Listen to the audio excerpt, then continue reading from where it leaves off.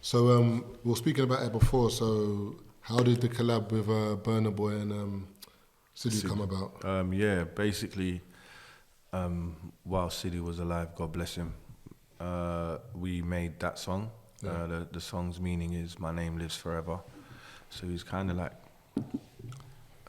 prophesizing his death before he even passed away, and we sent the record to Burna, and then he vocaled the record in LA, but it wasn't finished. So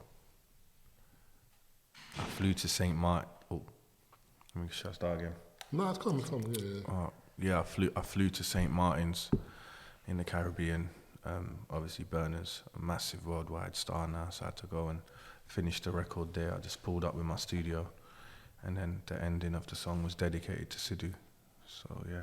Portable studio like Tony Stark, you know. Just put it in my suitcase and went, mate. It's crazy because when I found out about Sidhu, essentially, it was from my boy Nick, because they were friends as well. But I had no idea how big. Oh, massive.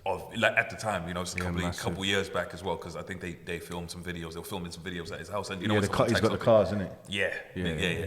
So literally, because they had the video, and I think they had it was in the dawn. So it's called. I think it's the GOAT video. Yeah, that's the one. So when they did that at the time, because I had no idea who he was at the time, so literally, you know, you click a link, and at the time I was like, yo, you know, when you look at the views on an artist, and it also kind of shows you how big the world is, because when you look at an artist, you can find an artist you've never heard of, and you're like, that's 400 million views on a video, and you're like, and it kind of gives you context of, you know, especially when you kind of look at, I'd say, different parts of the world, essentially, you know what I mean? When you look at, you know, the Asian side of the world, essentially, you know, where you're like, it's self-sustaining. So when you're talking about Bad Bunny, where he can exist in one pocket, and you've never heard of it, and we will never hear it, and it will still be clocking 200, 300, 400. Share population, man. You know what I mean? And it's just insane.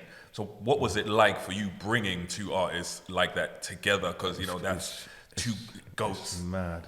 It's like, for me, I think it was great for the culture. Growing up in London, my best friends were Ghanaian, Nigerian, Jamaican, Turkish, British, like English, and like I've always had that love for them. So like for me to bring someone from my culture and someone from Nigeria together, I felt like it was to be the person that brings it together, essentially. Yeah, you know what, in the moment you're never thinking about it. Like in this game you kind of never get a chance to really digest everything you're doing, and there's so much that goes into it when you're on that stage. But it's like a Khaled vibe. You know what Khaled will bring a Justin Bieber and Drake together on a tune, and you're 100%. Like, yo.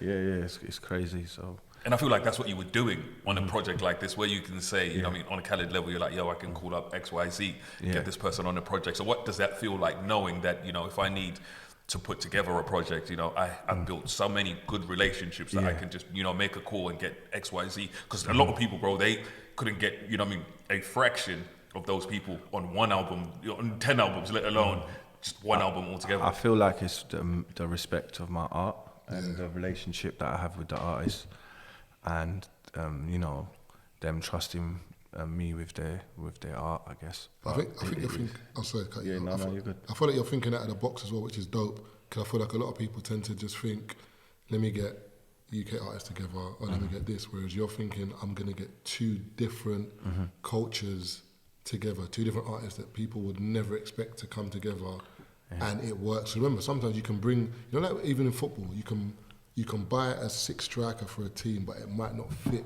your formation. So you as a producer, like, people think it's easy to get two big artists and it works. It's not. That's what I'm saying. So for you to make it work is a testament to you as a producer, as well as the thought process and those two artists. Can you also touch on how important relationships are? They're literally your bread and butter. Yeah, like it's your backbone. Like, I've watched and studied so many producer-artist relationships in the past that I knew if I was gonna succeed, I need to be more than just sending beats or just having like quick studio sessions. I really need to live with that person, feel that person, get to know that person, know what they're into, and really then craft a sound. So it's the most important thing. Otherwise, you'll just be like a beat maker who gets a couple placements, and no one really respecting to come to you and work with you on that level, on a personal level. Yeah, and I feel like that's not enough.